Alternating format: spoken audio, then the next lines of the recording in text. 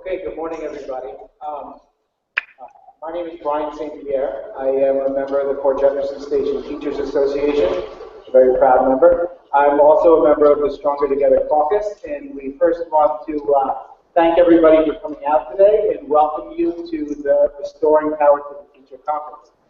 We are being broadcasted live on YouTube currently, so and it'll be archived there so that you can go back and watch it as many times as you want. So there's just a few people I want to recognize first before we get started today. And so the first thing I want to do is introduce several of the Stronger Together Caucus executive committee members who are here. So if those people, any of those people who are here, if you could please stand, and I'm going to introduce you. Okay, so up on the stage we have our chairperson, Beth Dimino from the PJSDA.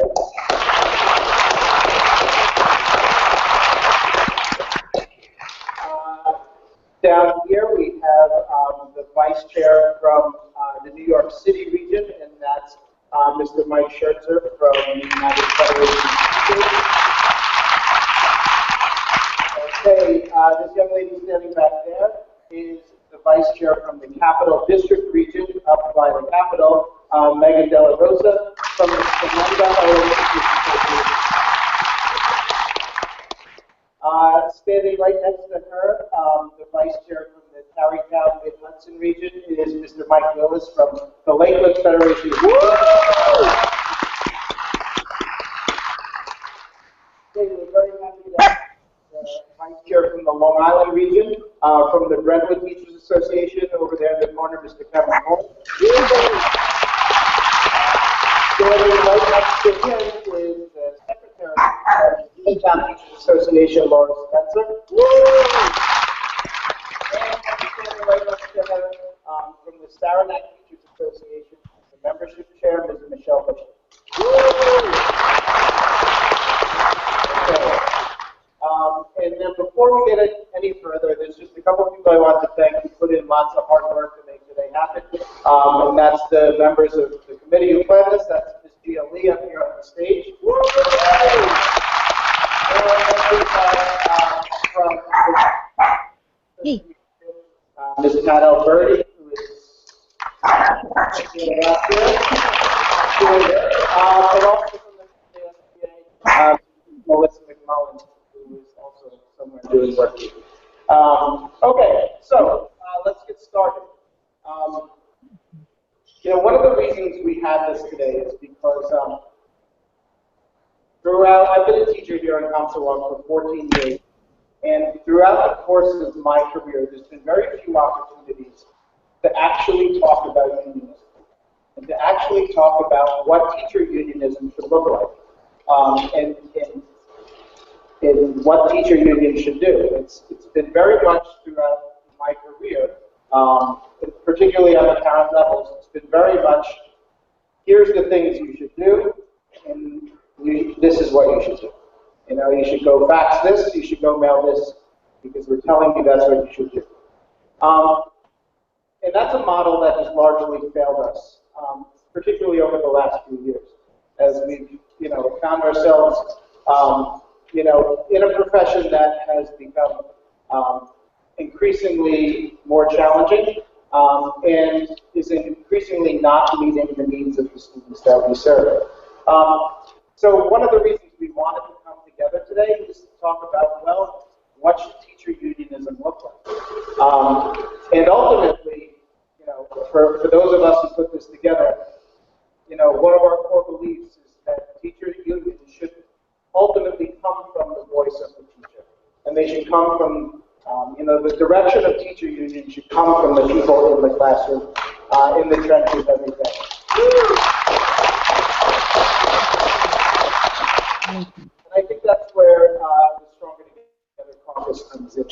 I'm going to just start with a little story, and then I'm going to introduce our panel members who are going to begin talking about that today. So, I'm going to think about to 2011, and in the PJSDA in our local, we have a union conference day every spring, where we bring our entire membership together, and we have breakfast, and we do the business of the union. And, we often will have a guest speaker there who will come and share about a different topic. And in 2011, we had NICE's Executive Vice President Andy Pilata come to our breakfast to share.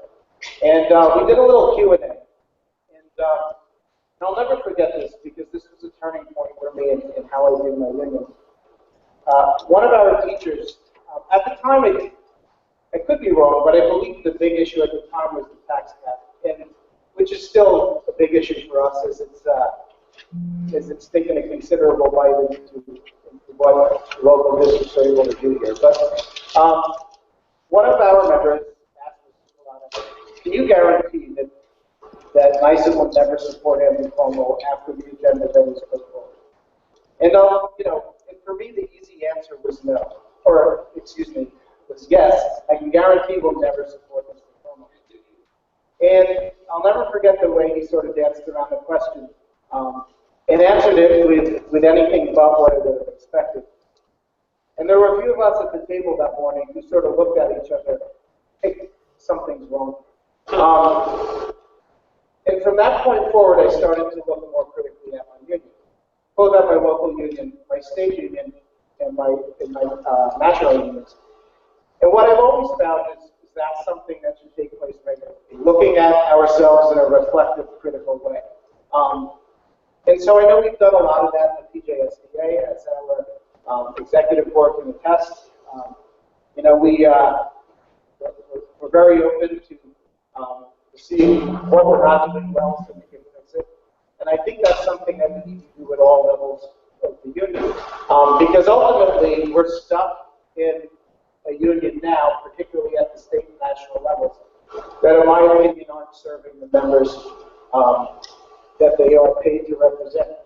And so that's where the caucus came in, because from there we started to look more closely at at what was happening in our unions and how it can be changed. And I started to notice across the country there started to be a few different places where caucuses were formed that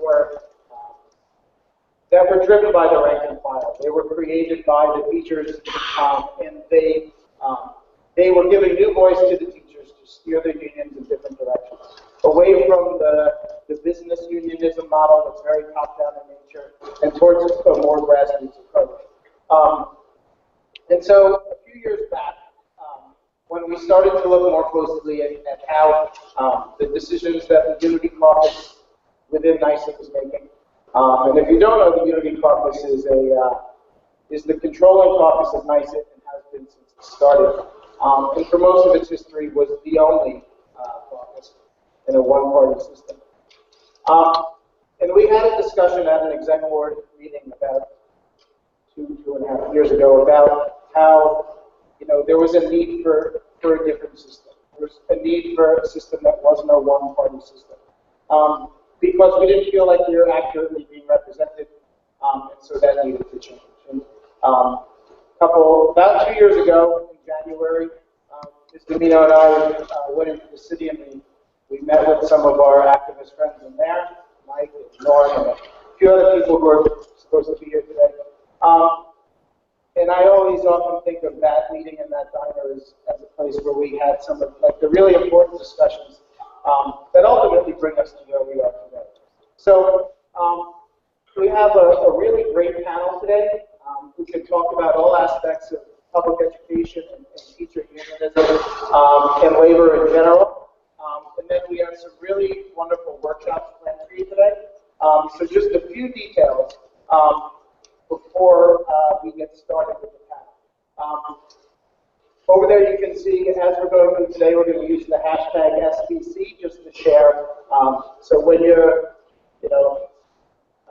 hearing great things from our panelists or in our workshops, feel free to share those on social media with that hashtag or pictures or things like that. All of our workshops are very conveniently located in this auditorium. So after we finish the panel discussion at around 10:30, we're going to start to head to the first session of workshops. And I can tell you right now, right outside this room, immediately that way, are two of the sessions.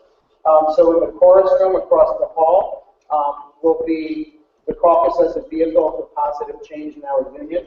And that's going to be led by Beth Winslow up here, who's going to talk about a lot of the accomplishments of caucuses across the country and how those came to be. Next door to her in the band room, Katie Klein-Peter from the PJSDA is going to be leading a workshop on organizing at the local level. So I know, especially out here on Long Island, where lots of us don't have locals that are enormous and we have limited funds, it's good to meet together and talk about best practices in regards to organizing at our membership levels. Right here down the hall in room 112, Melissa McMullen's going to, along with Pat Alberti, is going to facilitate finding your voice, supporting children's rights to fair and accurate standards and assessments, and protecting our professions. And so, anyone who knows Melissa knows she's been very involved in the opera movement, both as a teacher and a parent, and she has a lot to offer there. And then over on this side of the building, you're going to exit that door and go past the cafeteria, and in room 109, Gia League is going to be running a workshop on teachers of conscience. In particular, teachers of conscience are teachers who, much like most of our students are refusing to take the test, the teachers of conscience are teachers who are refusing to administer the test. Then during the second session after that, in Gia's room, the room that Gia was in, Mr. Norm Scott from the UFP and myself will lead a discussion on Unity Caucus and how they control our unions at all different levels and the undemocratic nature of that. And then back in the chorus room, Ms. Winslow will once again be presenting, this time on the Friedrichs case and on organizing and right to work states. Because that may be something that we have to start to face depending on the outcome of that Supreme Court case. And then in the bathroom, the Young Teachers Collective right over here, they are going to, there we go. They came, most of them came all the way from New Jersey, right? So, like, big round of applause. They're running one of our most important workshops because we have so many new teachers with so much to lose. And I think one of the key ingredients to teacher unionism has to be organizing our newer teachers who have an entire career ahead of them. And so they are going to run the workshop, the personal, the professional, and the pedagogical organizing for new and pre-service teachers. And then finally, back here in room 112, we have Jerry McNamee from the PJSDA and Tracy Zamek from the Hop-On Teachers Association, who are going to lead a workshop on creating positive change in public education through our locally elected school boards. And both of those young ladies have, in addition to being teacher activists, have made tremendous positive impacts in their own communities by running for and being elected to school boards. And so, okay, finally, we'll be here for a little while, so if you drink a lot of the coffee, which is from Crazy Beans and Miller Place, and they give us a great deal, so you should go support them.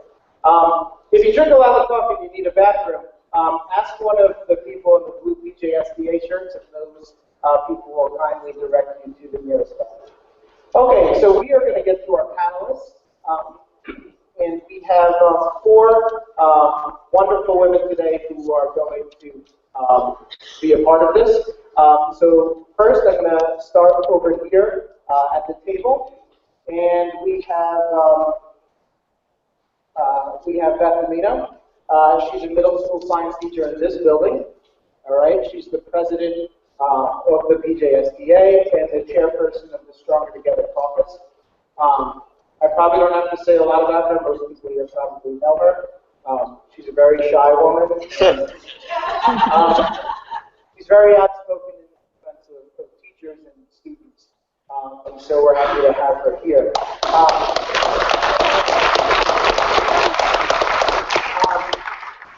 In the middle is Gia Lee. Gia is a fourth and fifth grade special ed teacher, and she's a member of the United Federation of Teachers. And in particular, within that local, she's a member of the MORE Caucus, the Movement of Rank and File Educators. And she's a member of a lot of other groups too, including the Stronger Together Caucus. She's a teacher of conscience, refusing to give the New York State test. She's also very involved in the opt-out movement in New York City and across the state. And this spring, she is running for president of the United Federation of Teachers.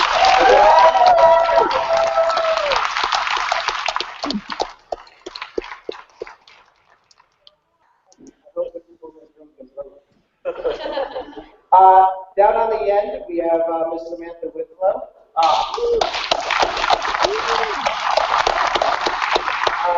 Sam is from the organization Labor Notes. She is also a co-author of the book How to Jumpstart Your Union, Lessons from the Chicago Teachers Strike. I've gotten to know Sam pretty well through a variety of different activities, but one of the things that she does very well is help teacher unionists really network with people from all aspects of labor. And you were an organizer with SEIU, which is the United Healthcare Workers in California. Okay, so we're excited to have her here with us today also. And then our final panelist is actually here all the way from Buffalo through our okay, and that's Mel Holden. Mel has been a teacher in Buffalo for 16 years. She, like many of the people here today, she's a real public education activist and a true unionist. And so she has continued to work diligently way up in Western New York, which I know is pretty much as far away in the state as you can get from here, facing very much the same issues that we are today on Long Island and in other parts of New York State. And so she's going to, we're going to welcome her here today to share her experience. Okay, so we're going to get started. So what we're going to do, we have a few questions and topics that we're going to pose to the panelists that they're going to speak on. And as other things come up, we'll follow up with those things. And then we're going to do sort of a question and answer thing. So we have a lot of really quality people up here who have expertise in a variety of ways. So, I'm sure you'll come up with some great questions. And so the first question that I'm going to ask, and I'll probably get different answers from each of you, and they are probably all going to be very valid answers. But the first question I'm going to ask is, why ST Caucus?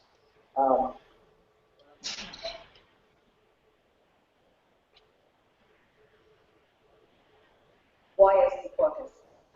Mike Willis and I were upstate in Washington Falls, and the president of Washington Falls is here as well, representing Napa. And we were lucky enough to have someone there film Mr. Willis and I talking about why ST Caucus. It's such a big question, and there's so many answers, but I think the simplest answer is that, in fact, ST Caucus allows rank and file teachers to have their voice heard on the state and national level. In the classroom, as a classroom teacher, I think I bring a perspective to my presidency as well as to my state union and my national union that's completely different from someone that is not in the classroom. Unfortunately, or fortunately, those positions on the national and state level, I don't think that those people can still be in the classroom. I think they have to do that job full time. But ST Caucus will allow rank and file teachers to actually say what it is that needs to be said from the perspective of the teacher. I think that's the most important reason why we have the ST Caucus. And I just want to say that I'm very, very warm and feel very grateful. I want to say thank you to Brian for really putting this all together. Can we give him a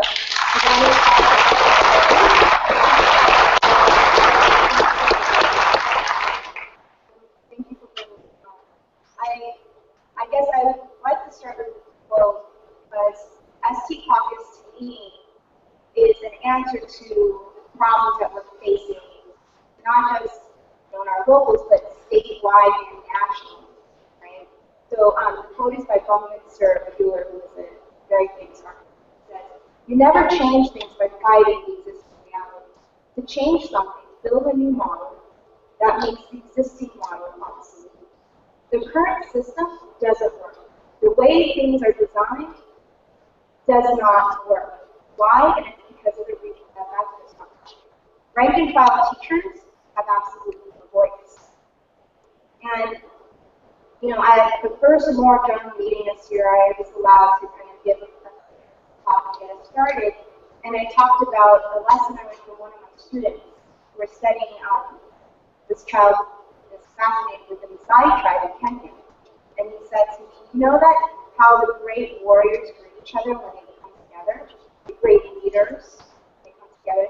The first question they ask is, and how are the children?" That is the first question, because they know that the well-being of the children in their communities is a sign of how well that community is thriving.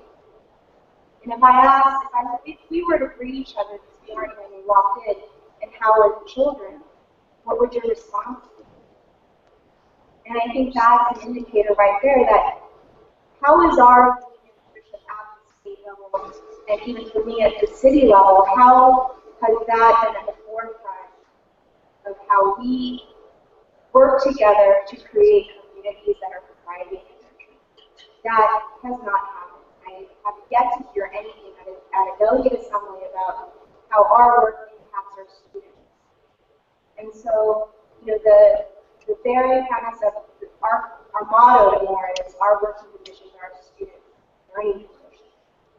It is vital that we as local leaders come together around real changes, around real reforms that support us, not to go along with reforms that actually benefit us because, I don't know, some backdoor negotiation or deal.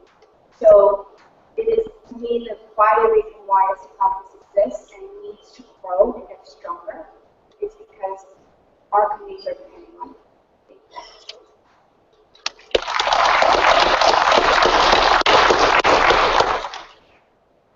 Hi everyone. First of all,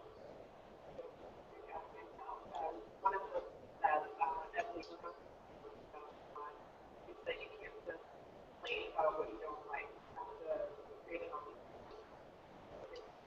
And that's what a lot of teacher activists and create all of that is teachers and hope that they can actually change things for the better. So I would just add that, you know, we know that there's a crisis in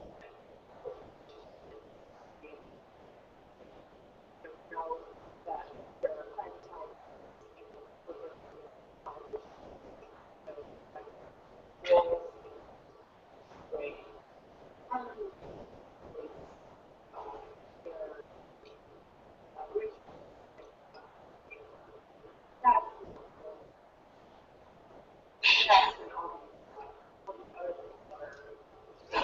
times and we know that the units we're part of are not doing all that they can to prepare and to like action. And we know that business as usual isn't going to be especially during the water. So, you know, I imagine there are a lot of teachers who come from business and devices. So the main goal is to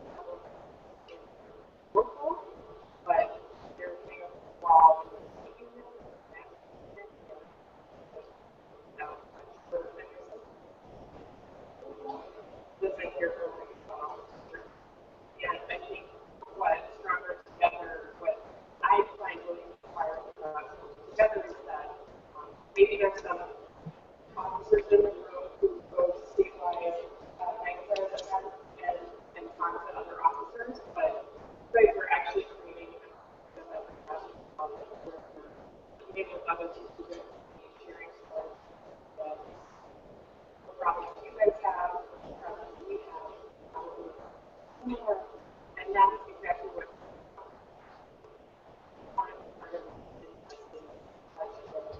teachers at the school level, the way to do that is network that communicates, that gathers what are the issues that teachers have, what should be done. So that's what, yeah. And I'm adding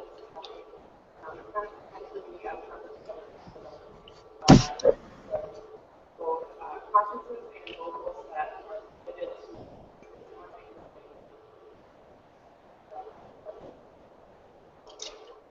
to really fighting on the issues that you care about.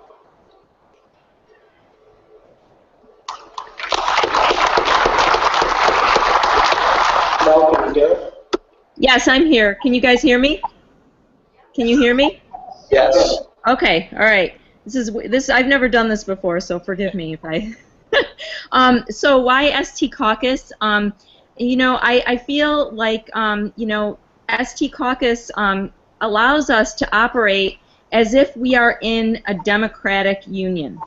So you know, when I think about something like this being put on by NICET, I mean, I feel like, you know, with the union, we don't really ever hear from the rank and file, the teachers who are out there with their boots on the ground, who are fighting the unfair laws that are being passed, and you know, everything else that everything that we have going on in the classroom, and it's more about, you know, getting a big hotel and, you know, drinks. I don't know. This is the kind of thing that you know, that ST Caucus is great for, to bring us together where we are not allowed to come together, I think, in terms of the larger union. And I'm glad to see that, you know, more and more people are hearing of ST Caucus and are joining. We're trying to get the word out here in Buffalo because it is so important. Because also the other thing, and I don't know, I couldn't hear Sam that well, and the sound for me is not as great, but forgive me if I'm repeating. But when we are making noise at the grassroots level, I think it does force the larger union to listen a little bit. You know, I don't know that if they listen, they're not listening enough, but I think that we can stir things, stir the pot, and maybe get them to be a little more active. So that's why I choose ST Caucus.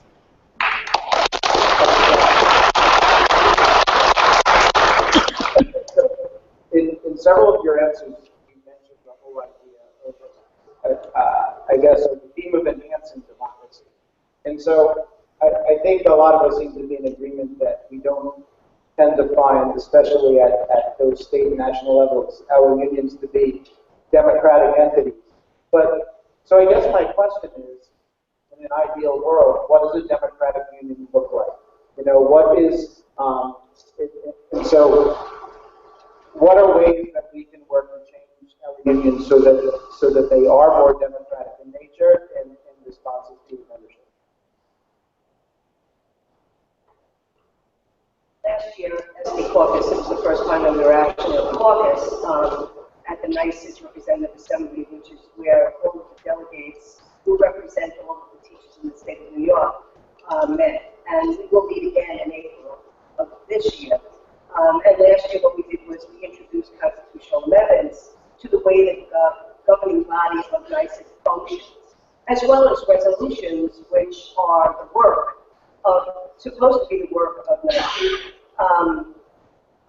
And those, we will introduce constitutional amendments again this year on a statewide level. And those constitutional amendments are to change the way that voting happens, and to change where voting happens, because the entrenched system allows for itself to remain in place because of these two very important things. Essentially, in NICET, and even in the AST and the NEA, because I'm a delegate to those conventions as well, you have to actually go to those conventions to vote. that is a poll tax. If you can't afford to send your local president, if I can't afford to send my people to the representative assembly, either on a statewide or a national level, and my local, all of my members have no voice. If there is a local who is big enough and wealthy enough to send all of their 800 delegates, and it's a floor vote, or a secret ballot, quote unquote, then what happens is that is the only voice that's represented. So, once again, we talk about SD caucus, we talk about why we wanted to have these constitutional amendments, is so that in fact we want every local to be able to go to their local nice office and vote there, because everybody, I can get to you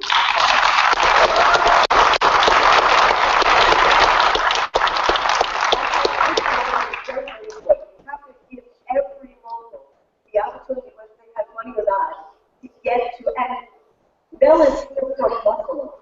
Mel's sitting right next to the three of us. This is 2016. I'm an old dog. Right. But now you can. So there should be no reason why voting can't happen in Right. each or at each local NICET office, so that every voice counts. That's number one. The second thing is how, the second constitutional amendment that we'd like to pass is how, in fact, does voting happen? Well, in Suffolk County, which is where you are right now, in Suffolk County, 98% of the locals, if I'm correct in those numbers, voted for me to be the at-large director.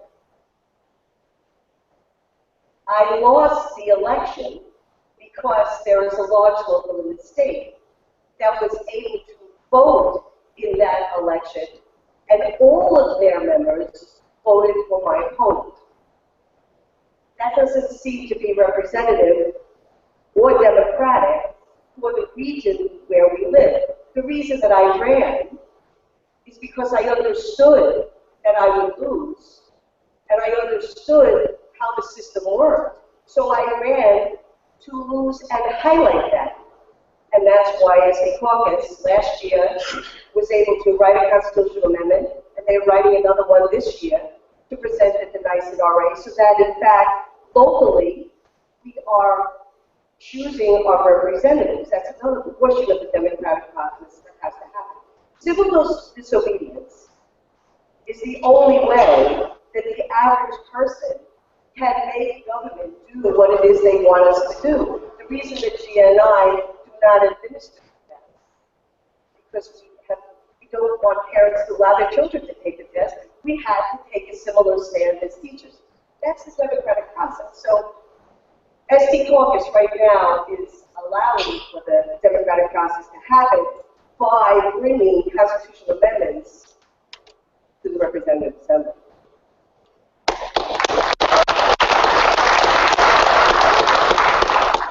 So I have to say that the largest local in New York State is the UFT.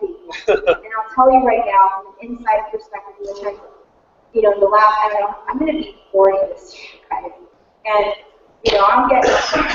I'm realizing that in the 8 years as a chapter leader, having attended many of the delegate assemblies with my child in tow, no child here, anything like that, the largest local, I can't tell you how frustrating it is. If you read NYC Educators blog, Arthur Goldstein is sitting in the audience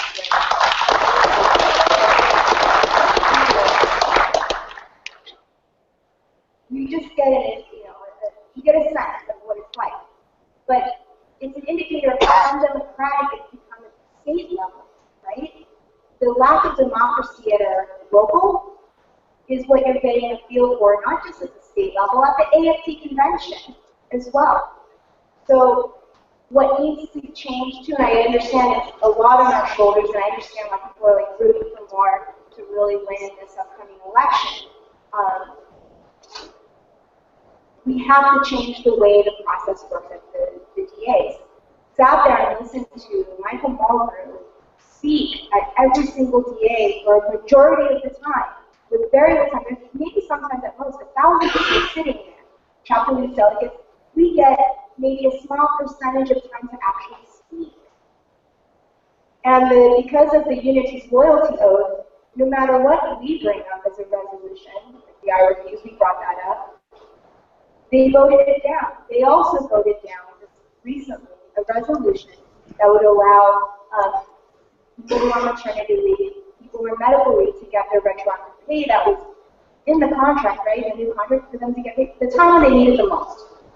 They shot it down. I couldn't believe it. So the process is about how we vote, but I agree that there have been times when I'm like, why don't we just occupy the UST? Right? Rank and file is occupy the UST because that's where the core of the problem is right now. Right? So I think that because of the feeling of solidarity in this room, I can sense that there's a lot more work that we can learn from and also do together to build a waking up of consciousness at the largest local level, to have an impact at the state level.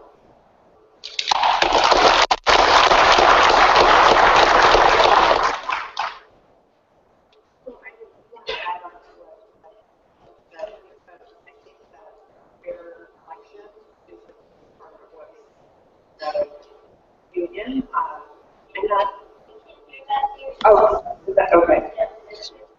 So just adding to what Beth said, fair elections are but on top of that, build discussion and debate inside the organization. And you mentioned what it's like to be in the UFT delegate assembly and to make a suggestion. You could probably make a suggestion that ice cream was delicious, and they would vote it down. So this is not a culture of listening to people's ideas and being open to discussion and debate. And this model of unions that people in the room are probably familiar with is one where really direction coming from the top down to the members, and also doing unions as a faucet where you open the faucet and the members, mobilize. You want to rally about a contract, to just tell people where to go, and they show up and they yell and they get right. So this is not a model of a democratic union where there is a two-way communication, right? Where representatives and officers are talking to rank and file members at the work site about what's going on, what their workday is like, what the things they like about their job, and the things that are really frustrating and making their job difficult. So I would just add that, being a democratic union is an ongoing working project. It's very hard, and some of the ways that, if you imagine how a democratic union function, it would have two-way communication all the time between members and elected leaders. It would be fighting the fights that members care about, right? It would be just directly creating the agenda for what members are saying. And I just want to add one more thing, which is it's got to be organized. And I mean, literally, a good phone screen, regular, efficient meetings, constant communication back and forth. So that's a big part of this. We can have a lot of high hopes for how we want things to be, but we actually have to practice it in an organized, thoughtful way.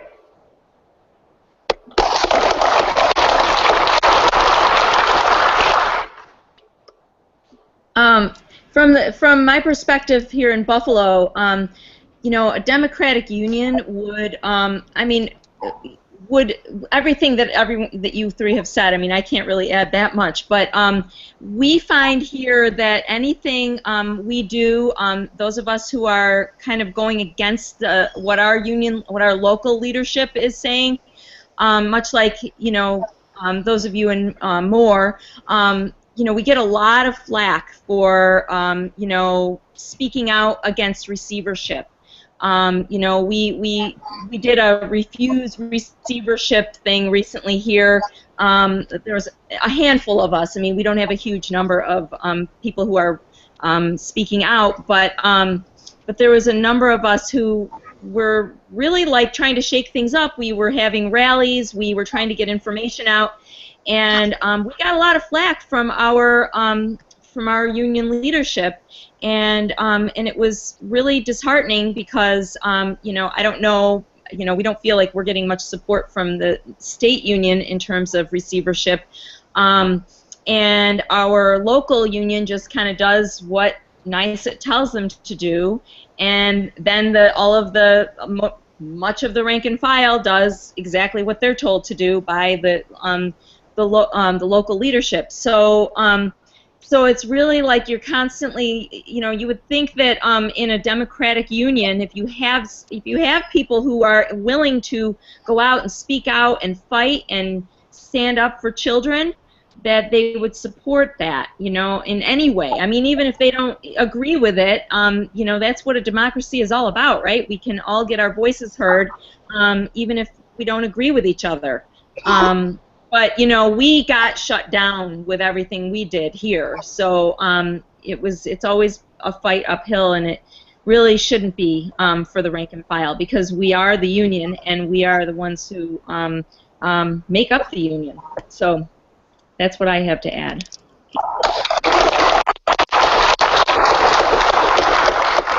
Okay, so there's a few good points that came up with that. One of the things that I like that Sam was touching on, I think, when we complain about the lack of democracy, certainly for smaller locals out here at our level, I think it's important to focus. One of the ways to build a more democratic community is to continuously work, be reflective and work within our own locals to make sure that the democratic process is everything it should be there. And then also within our caucus also. And I think it's important that, you know, as a caucus, we you know, the members of this caucus, we can enhance democracy within the caucus so that it is truly the voice of the members of the caucus as well. There's a few good points there, and Mel was touching on this as well. We don't necessarily need to be in leadership positions to enact positive change. And so I'm wondering if you could talk about some of the, both at a local level, what you see as some of the biggest issues, and then really on the statewide level, what are some of the biggest issues you're dealing with, and how can union, or how can a caucus really how can a caucus create positive change within a union at different levels without necessarily holding leadership positions? Because I know more in New York City's done a lot of that. You know, there's lots of examples of caucuses across the country where they don't hold leadership of their union, but they've done tremendous work. And the teachers, you know, in those places have benefited tremendously from that. So what can Stronger Together caucus do, not being in a leadership position, that can still do positive things for our members? Stronger Together caucus, the ST caucus right now has over 1,500 members. That's good. I think it's pretty phenomenal because we're less than a year old, and in April, there'll be our second RA, and the push for membership has been really the time that we've been in place, and having 1,500 members is pretty phenomenal. Having the caucus last April at the RA actually have 500 delegates registered. Of course, the other caucus, which was ordinarily in charge of the RA and still today is in charge of the way that business gets done in the union, as well as the and the NEA. It's surprising that when you go to the NEA convention and you see the New York contingency, that 90% of it comes from one local in the state. That's amazing to me. And the way that NYSEG and New York State is asking at the NEA for equal representation. And a nod to my brothers and sisters from Jersey, Jersey and California will not allow NYSEG. They will not allow New York to have equal representation because they know that if in fact they do change their constitution and allow for New York to have that, New York will be the biggest part of the union. And that will not happen because Jersey and California will not let it happen in the NEA. And the AFT, the strongest local in New York, and New York run the Progressive Caucus, and that is in fact what controls the AFT. It's surprising that they don't want to give that control over on a statewide level, but they want it on a national level.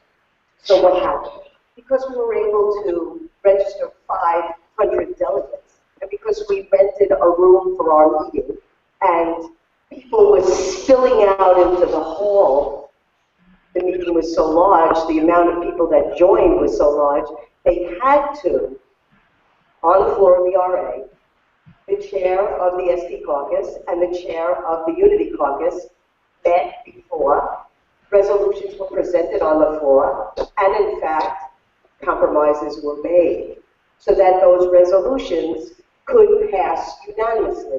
Had the chair of the ST caucus and the chair of the Unity caucus not been able to negotiate that, the resolutions would never have passed. Now, the resolution that I'm talking about is the I Refuse resolution, which the ST caucus authored.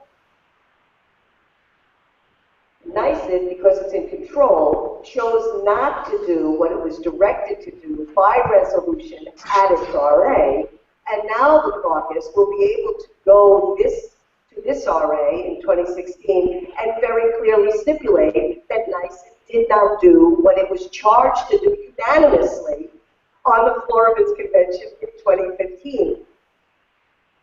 The ST caucus forced that to happen, and it would not have happened had we not been able to get the rank and file members, the grassroots movement to happen that we did to have those members come and join us. And so this conference, and conferences like this in the future that the ST caucus will be running all around the state, are so important because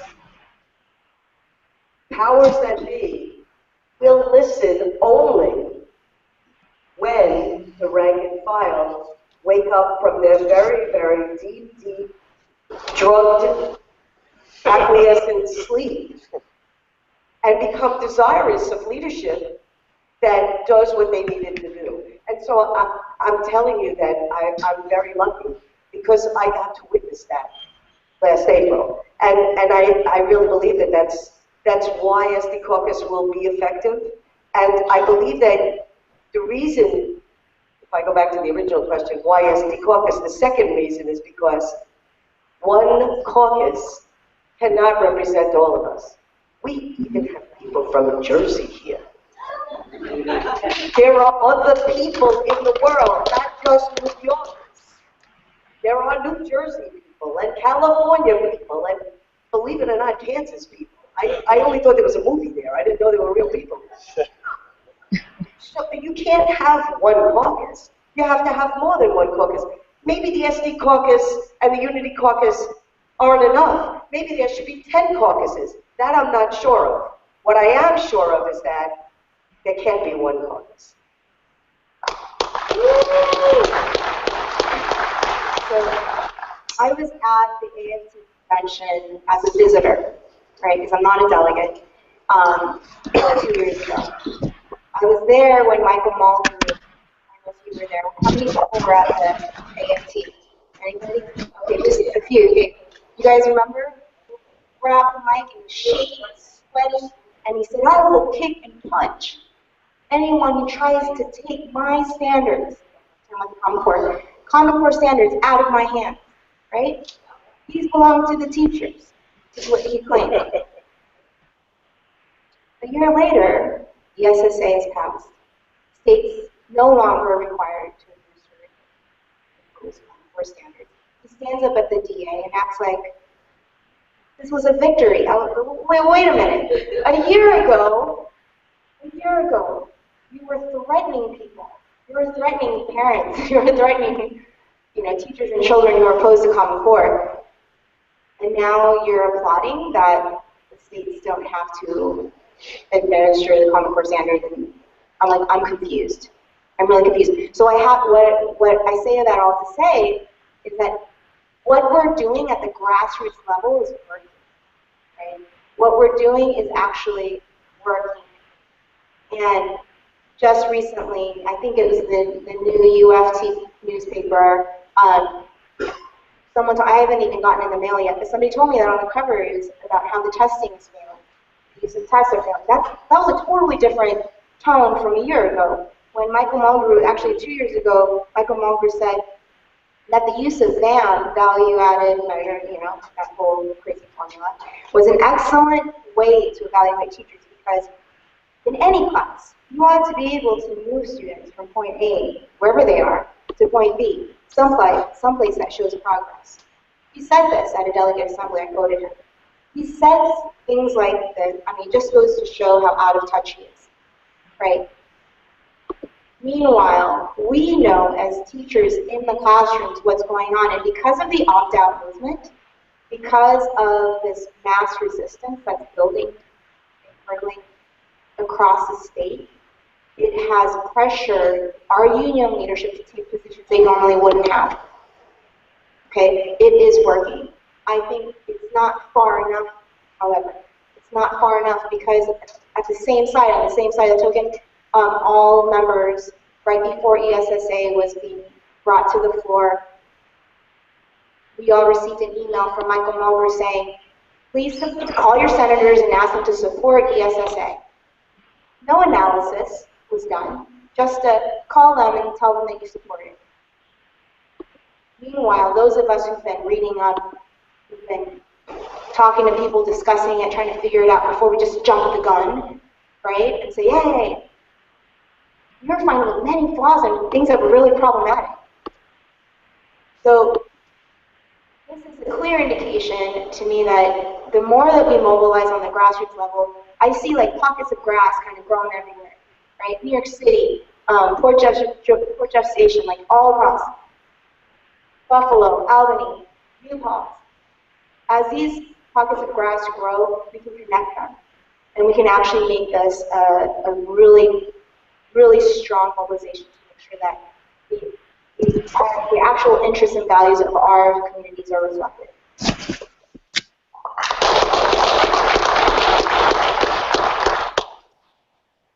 So I would add that, just to give a little national context, around the time that the economy got really bad, so like 2008, 2009, a lot of unions, teacher unions included, took the approach that we need to, hunker down, lay low, right? Teachers aren't popular, so let's hide them, behind fancy press releases and talking heads, and that public sector is under attack, so we need to do damage control, right? Let's cut some deals behind closed doors and try to tell members that it's the best you could get. And what we've really seen is a rebellion against that approach to unionism from the grassroots, like Jan mentioned.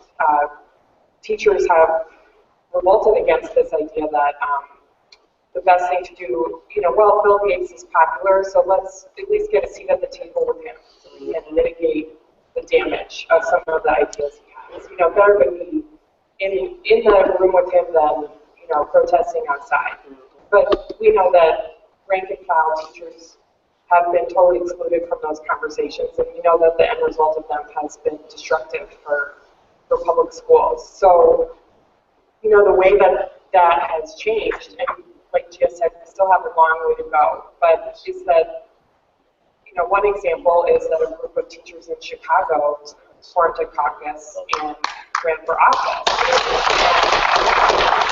At a time where the national unions were trying to make unions look soft and nice, they went on strike. They shut the city down. And teachers in the streets talking about education justice, and people liked it. You know, a majority of parents in Chicago sided with the teachers over one of the most politically connected, influential, Democratic machine operatives, who now is not so much popular or influential. But at the time, you know, people thought that they were crazy. And I think the lesson from that is that one of their organizers says, if you want to change the conversation, take action. So, you know, they took a bold step, and it inspired teachers around the country to follow that example. And I would say, you know, their model was to run for office. There are a couple examples of that. In Massachusetts, I don't know if all of you know this story, but the Massachusetts state leadership found out that a group called Stand for Children, do you guys know them? Karen Lewis calls them Stand on Children. They went to legislators in Massachusetts and said, we're going to put in a bill that, you know, takes away collective bargaining from teachers. If you don't meet with us and come up with a compromise, we're going to put this on the ballot. And what did the union do? Well, behind closed doors, they cut a dirty deal, right, and took away some of teachers' rights at the state level. And teachers were outraged. They couldn't believe that the people that they elect and that their dues money goes to support actually, you know, was okay with a compromise with a group that was willing to, you know, that wants to gut public education and weaken their organization. And a year later, the delegates of the Massachusetts Teachers Association elected Barbara Mataloni, fierce critic of standardized tests, and they're taking their union in a different direction now.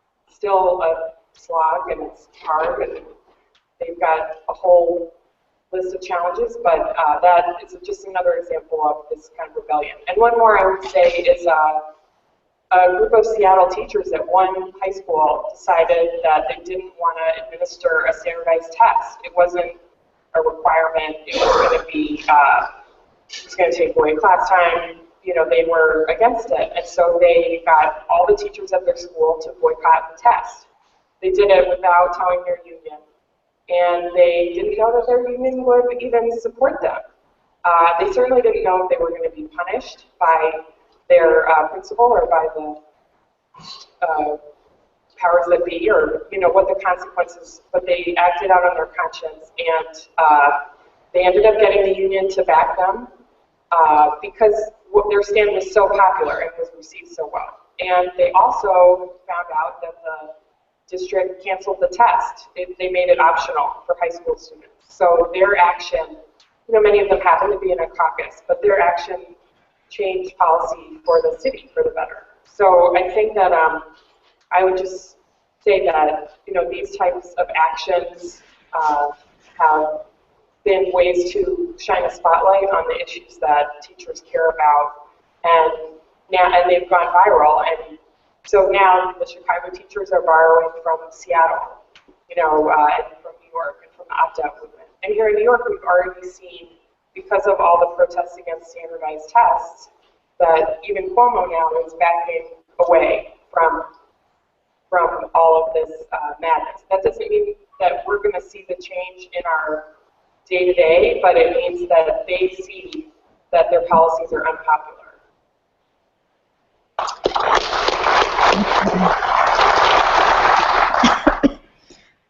Here in Buffalo, we don't have, you know, an official caucus, but there is a group of us that I mentioned before who, you know, work pretty steadily, you know, agitating we do a lot of agitating, which I think is really necessary because you know, it kind of gets the word out. I think that the problem right now with our unions is everything is so hush-hush.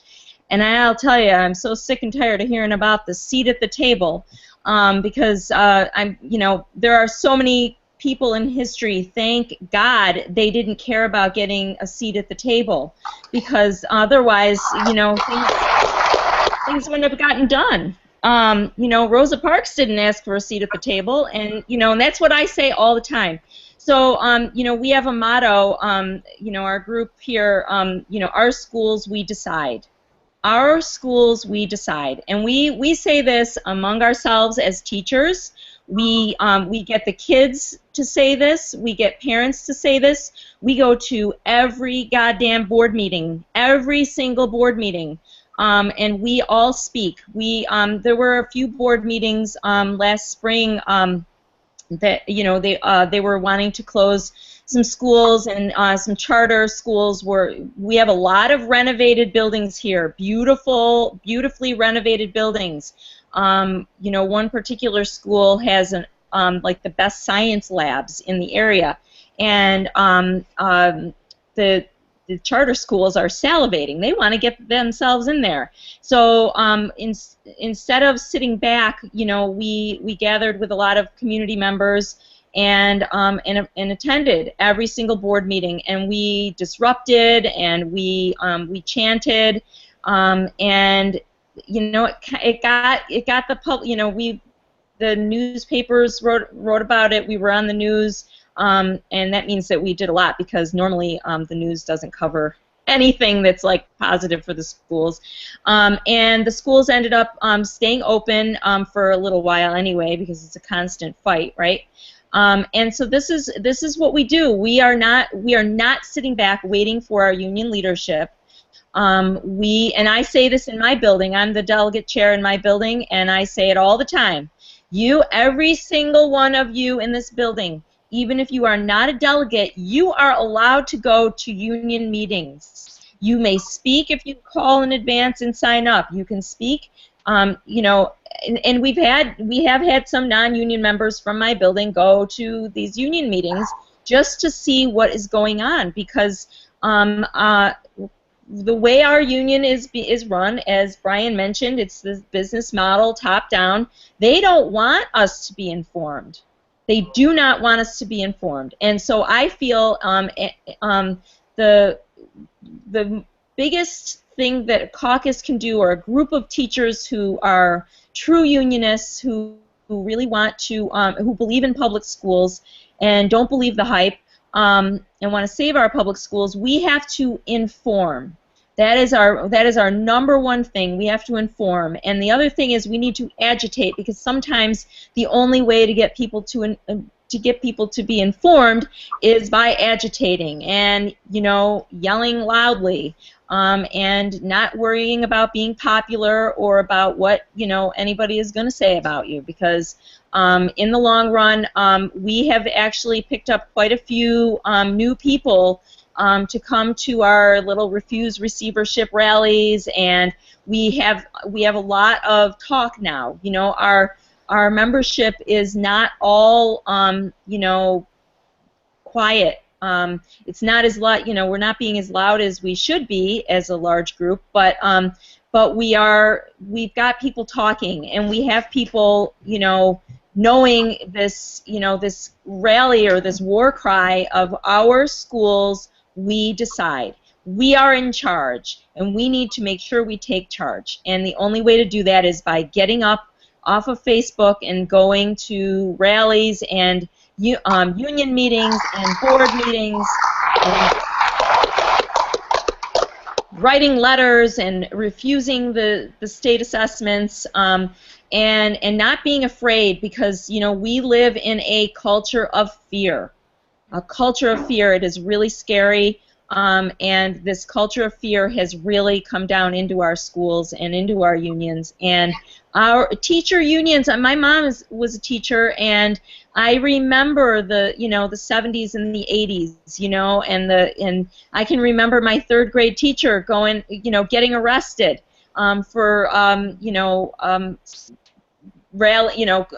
the strikes that the many strikes that were on in that time period, and they won. The teachers won a lot, but it wasn't from people sitting back. It was from people being loud and proud. So we have a lot of work to do, but we can do it. A lot of great stuff there. I think one of the biggest things of today also is teacher empowerment. And the way that we are empowered and the way that our voices are heard is, to echo what many people up here said, is to not sit back and let things happen to us, but to make sure we're heard. And, generally speaking, we're not going to be invited to be heard, and so as Mel said, it's incumbent upon us to make sure that we make sure that we are. There was a couple other points, and Sam, you touched on this with Stanford Children, and how Stanford Children's an organization that's, I don't know, it's based out west somewhere, I think, Portland. Yeah, and they've gone through a whole variety of different states where they try and enact legislation that's harmful to not only teachers and unions, but public school students as well, under the guise that they're standing for children, and conveniently making a lot of money for the people who support them. But I think one of the lessons to take, both from that situation and from that what you described with the nice situation, where you compromised on a deal with the other caucus and then they went ahead and didn't follow through with it anyway. There is no compromising with these groups. There's no compromising with groups that are trying to hurt you. There's no compromising with other caucuses who are seeking really to only retain power, And I think that's one of the lessons that we have to take as the expert within our field, as the ones who are truly standing for teachers and for students and for our communities. There shouldn't be compromise on those things, It should really be based on just actions that we're going to take. So what we're going to do now, we have about 10 minutes. We're going to open it up for anyone who has questions for any of our panelists. Please go ahead and raise your hand, and we'll respond to it. Yes? We probably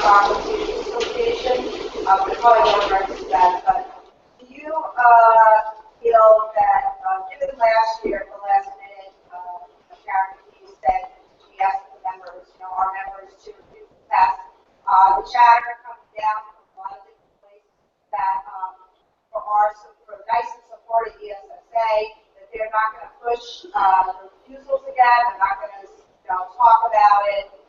Do you think that's true? Do you think that they're just going to remain silent on it this year and not have a discussion about it? It is true. It's not that I think it's what it is. At the RA, the resolution clearly charged NYSEN with standing up, taking a stand, asking all teachers as parents to refuse to allow their children to take the state assessments. They very quietly, in a leader briefing to local presidents on a Friday afternoon, sent that out. And with the caveat, which was the last portion of the resolution, which said that each local president could present this information the way that they chose. That did not mitigate their responsibility to, in fact, as NYSEN leadership, come out and directly stipulate that, in fact, teachers should refuse to allow their children to have the test. It just said that they're going to let me do that. No.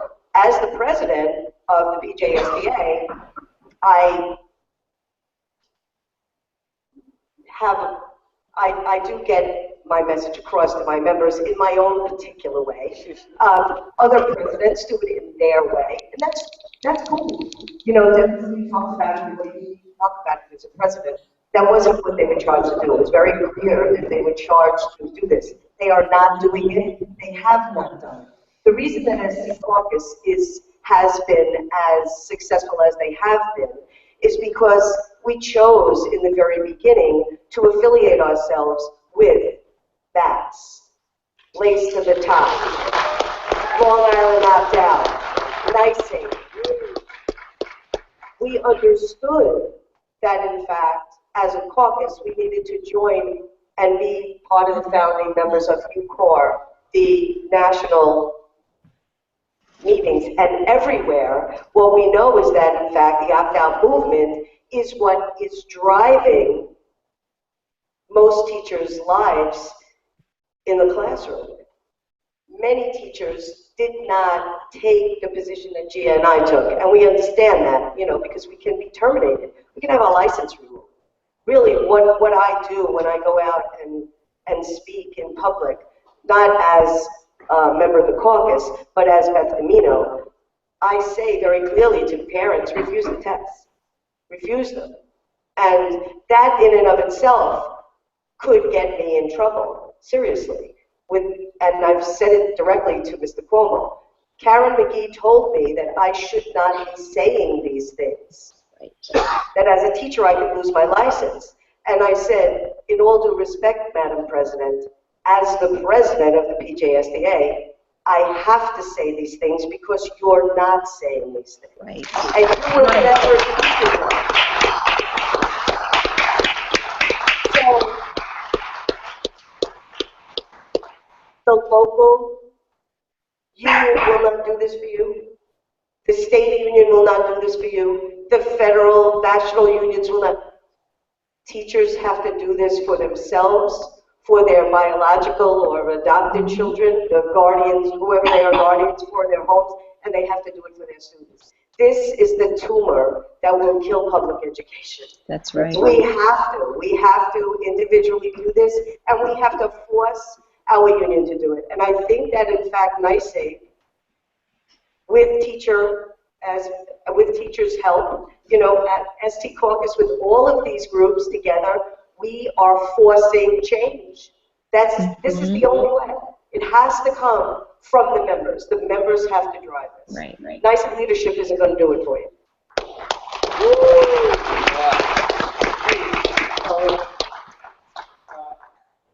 Okay, go ahead. It's more of a statement than questions about Mike, can you come up and use what? Sure. Oh, we got. There's millions of people watching on YouTube, and they want them to do The brilliant. Switch to me. This is more of a statement, but it addresses the IRA resolution.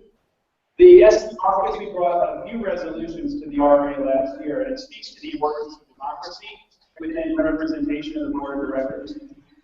Because they follow through minimally with the refuse resolution, but there's also a resolution that we passed that makes us formally opposed to the metrics that the state tests are tied to. The rank and file still not approved. We have an excellent staff in NYSE. Our legal department is excellent. Our research department is excellent. They were charged with writing a report on the college and career readiness benchmarks in New York State, which determine who gets bonus 2s, 3s, and 4s. The metrics are completely messed up. I won't get into it because NYSE already has it. There is a report, and they follow the resolution. They wrote a report. They did give it to the regions, but there's no follow-up to it. It's actually behind a login, secure login on NYSE's website. If you're not a delegate, you can't see it. This is information that every teacher should have. Every teacher should be able to tell every parent what's in this. And we need to, as an organization, as Caucus, read this report. Make it public. Mr. Lewis and I were at the last NYSE Board of Directors meeting, and they kept referring to Mr. Lewis as he was sitting in the room. He and I were sitting next to each other. They kept saying the makers of the motion. They didn't even call us by name. The information has to be, the democratic process would be that every member who pays dues to NYSE should be able to have that information. And that's why the previous page is so important. Because why would members pay money to be part of an organization with information that is locked behind secure websites? Now, this goes to what's going on in Buffalo and communities across the state with receivership. So the state metrics are flawed. We know that they're flawed. We know that they're not representative. The College of Career Readiness benchmark for New York State is set exceedingly high. So I do a 1630 on the SAT, which is in the 66th percentile. I won't get into that. But we now have, the state is recognizing that we can't use these for teacher evaluations for 3 years. They're not supposed to be accountable. Students are not supposed to be accountable. But we still have schools in Buffalo and in many communities across the state where they are being put under receivership because of these tests. So it doesn't really matter if your individual growth score is tied to these tests that are deeply flawed, if they can put a receiver in place that can summarily fire you. Okay, if you're losing due process rights as a result of these tests, that is a problem. Until every parent and teacher understands these metrics, we are going to continue to push this rock up this hill. You know, we need to hear educators. This is the ocean that we should be swimming in. Are the tests we put in front of our students valid? And specifically, what are they valid for? Nice it has the information, we need to fight to release that information. And the program we need to fight we cannot allow children to take these tests. Okay, one more. We're going to go to Steve. All right, I'll be nice and loud. Can you hear me? Is that loud enough? Yep. Yeah, go ahead. My question's for Mel. She mentioned that, you know, her and a small group were speaking out against receivership. And what really struck me is that her union was giving her flack and telling her not to speak out. I'm really curious what their argument was not to speak out against receivership. Okay. Well, you know, we feel that we need to. We really should have been refusing receivership since the law was passed back in, what was it, April, right? So since last spring, we should have, you know, we felt that we need to refuse receivership. We had our first rally that was just, there were just a couple of us who put this rally together. I bought a cowbell at Target. I was like so excited when I was going through Target right before this rally, and I said, "Hey, a cowbell! When is the last time you saw a cowbell at Target?" So I felt like this was, you know, destined, right? So we were very excited, and actually our president came and spoke at this first rally. Now the big thing was refuse receivership. Refuse the state assessments. Refuse the shit that's coming from Albany. This is like our, you know, along with our schools, we feel that we need to refuse. Again, I mentioned Rosa Parks. Rosa Parks refused ridiculous, undemocratic laws, right? So our union president refused to, like, participate or like help us in any way with our with subsequent rallies because he did not like the word refuse. That's what he told us. Oh, I don't like that word. I don't like that word refuse. And we said, well, we're not changing it. We're going with refuse. And so he just, you know, he refused to, you know, send out emails to the, you know, the 3,500 members. And, you know, refused to support us, refused to speak at any rallies, and that was big because, you know, here in Buffalo, a lot, you know, teachers won't come to things or participate in things if they don't get Phil's blessing. You know, like, you know, Phil Ramore is very important. You know, he has to be on board for me to, you know, participate. But we did have at every rally, we had 50 to 100 people at every rally. And so we did get, and you know, in every rally we had like different people, so that was good. So we felt like we got a lot of the word out, despite our union leadership's you know, despising the word refuse, because we feel that that's the only way to get through this. Now we have 20 schools, right? Well, we have 25 schools under receivership, but recently there was something. Our new superintendent asked to have full powers over. First, we don't really understand everything because it's very confusing, right? So 5 schools have 1 year to improve, and then and Kreiner Cash, who's our superintendent, is also the receiver, and he basically can do whatever he wants regarding the contract. He can get rid of teachers, he can move teachers, he doesn't have to give any reasoning, you know, he can just do whatever he wants. We have tried to educate ourselves in our membership of all of this, because people really still don't understand what is going on with receivership. Well, just in December, Kreiner Cash asked Mary Ellen Aaliyah for, I don't know, he asked her for more powers over more schools, and she granted it to him. So, we have 25 schools. That's literally half of our district that is not under public control. Not under public control. They're under the control of two people, the superintendent and the commissioner of education. Now, in the future, the superintendent might be, you know, he might no longer have control. That control might be given to a private receiver. So we have a lot of stuff going on here, and we just don't feel that our current union leadership is speaking out enough, and NYSET as well, in terms of speaking out against this. I mean, this is like unconstitutional. I mean, it's amazing to me that this is happening. But we will have teachers. I'm predicting that teachers will be gone in, you know, by June. I mean, who knows? We don't know. We have no idea. So I'm sort of going off topic here, just because I think that Buffalo is has the greatest percentage of schools in receivership. I'm not positive, but we have over 50% of our schools in receivership, so or around 50%.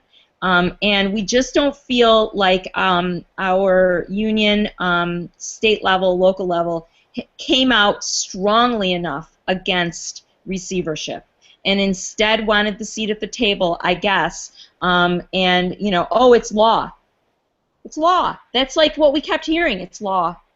So I mean, I don't understand why you would let that get in your way.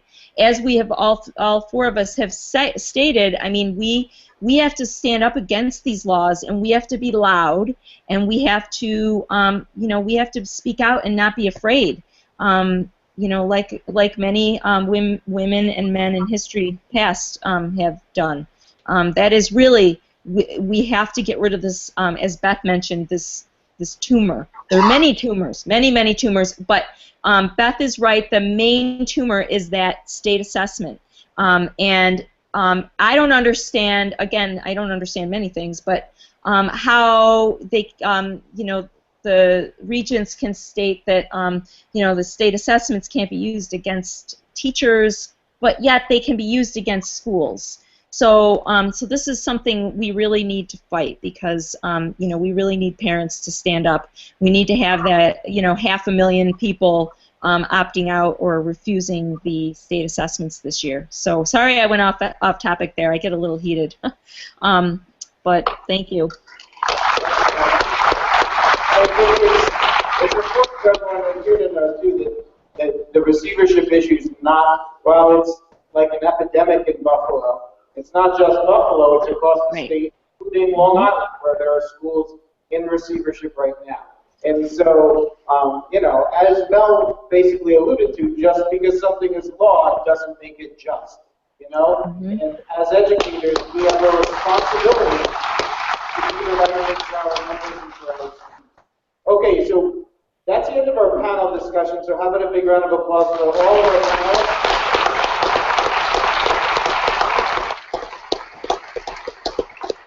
And what we're going to do next, we're going to start to go to our first workshops. And so to give you an idea, we're going to do the first workshop session, then there's, you know, a few minutes to get to the second workshop session. And then we're going to ask, after that, everyone just at 1 o'clock to come into the cafeteria back there in the corner. And we're just going to have a couple closing remarks, and we're going to give you an opportunity to network and talk to some of the interesting people you met today and ask questions of our panelists and our facilitators. And I know we have a bunch of our organizations that are here presenting today. have information for you that you'll be able to get from them. We have Sam's book is for sale. It's worth a worthwhile purchase. So, so meet us back in the cafeteria 1. Once again, room 112 is over here. The band and chorus room are over here, and room 109 is back past the cafeteria. Enjoy the workshop. And if you're hungry, we have frankfurters, water, and snacks in the cafeteria. Gail Ports will be there for you to snack if you like. Thank you, Mel. Thanks, guys.